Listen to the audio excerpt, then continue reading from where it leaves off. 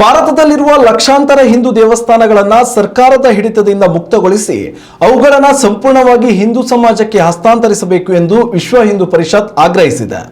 ದೇವಸ್ಥಾನದ ಆಡಳಿತದಲ್ಲಿ ಸರ್ಕಾರದ ಹಸ್ತಕ್ಷೇಪವನ್ನು ತಕ್ಷಣವೇ ನಿಲ್ಲಿಸಬೇಕೆಂದು ಕೇಂದ್ರ ಹಾಗೂ ರಾಜ್ಯ ಸರ್ಕಾರಗಳಿಗೆ ಎಚ್ಚರಿಕೆಯನ್ನು ನೀಡಿದೆ. ವಿಶ್ವ ಹಿಂದೂ ಪರಿಷತ್ನ ಕೇಂದ್ರ ಪ್ರಧಾನ ಕಾರ್ಯದರ್ಶಿ ಮಿಲಿಂದ್ ಪರಾಂಡೆ ಅವರು ಈ ಕುರಿತು ಮಾತನಾಡಿ, ಪ್ರಜಾಪ್ರಭುತ್ವ ವ್ಯವಸ್ಥೆಯಲ್ಲಿ ದೇವಸ್ಥಾನಗಳ ಮೇಲೆ ಸರ್ಕಾರದ ನಿಯಂತ್ರಣ ಬೇಕೆ ಎಂದು ಪ್ರಶ್ನಿಸಿದ್ದಾರೆ. ಸಂವಿಧಾನವು ಎಲ್ಲ ಧರ್ಮೀಯರಿಗೂ ತಮ್ಮ ಧಾರ್ಮಿಕ ಸಂಸ್ಥೆಗಳನ್ನು ನಿರ್ವಹಿಸುವ ಹಕ್ಕನ್ನು ನೀಡಿದೆ. ಆದರೆ ಭಾರತದಲ್ಲಿ ಕೇವಲ ಹಿಂದೂ ದೇವಸ್ಥಾನಗಳನ್ನು ಮಾತ್ರ ಸರ್ಕಾರಗಳು ತನ್ನ ಸುಪರ್ದಿಗೆ ಪಡೆದಿವೆ.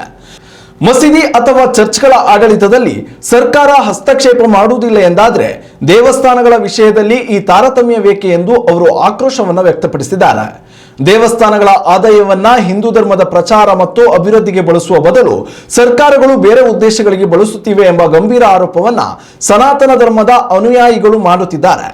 ದೇವಸ್ಥಾನಗಳ ಹಣ ದೇವಸ್ಥಾನಗಳಿಗೆ ಮೀಸಲಿರಲಿ. ಭಕ್ತರು ನೀಡುವ ಕಾಣಿಕೆಯು ಗೋಶಾಲೆಗಳು, ವೇದ ಪಾಠಶಾಲೆಗಳು ಮತ್ತು ಹಿಂದೂ ಧಾರ್ಮಿಕ ಕಾರ್ಯಕ್ರಮಗಳಿಗೆ ಬಳಕೆಯಾಗಬೇಕು. ಸರ್ಕಾರದ ಬೊಕ್ಕಸ ತುಂಬಲು ದೇವಸ್ಥಾನಗಳನ್ನು ಬಳಸಿಕೊಳ್ಳುವುದು ಸರಿಯಲ್ಲ ಎಂದು ಪರಾಂಡೆ ಹೇಳಿದ್ದಾರೆ. ದೇವಸ್ಥಾನಗಳು ಕೇವಲ ಪೂಜಾ ಸ್ಥಳಗಳಲ್ಲ, ಅವು ಸನಾತನ ಸಂಸ್ಕೃತಿ ಕೇಂದ್ರ ಬಿಂದುಗಳು.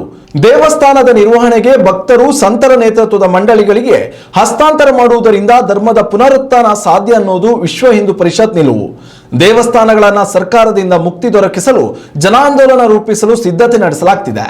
ಜಗತ್ತಿನ ಅತಿ ಪುರಾತನ ಸಂಸ್ಕೃತಿಯಾದ ಸನಾತನ ಧರ್ಮದ ರಕ್ಷಣೆಗಾಗಿ ದೇವಸ್ಥಾನಗಳು ಮುಕ್ತವಾಗುವುದು ಅನಿವಾರ್ಯವಾಗಿದೆ.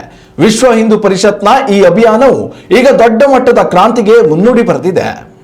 ಉತ್ತಮ ಸಂಸ್ಕಾರಯುತ ಶಿಕ್ಷಣದೊಂದಿಗೆ VSS English medium CBSE school, Udupi Muddur.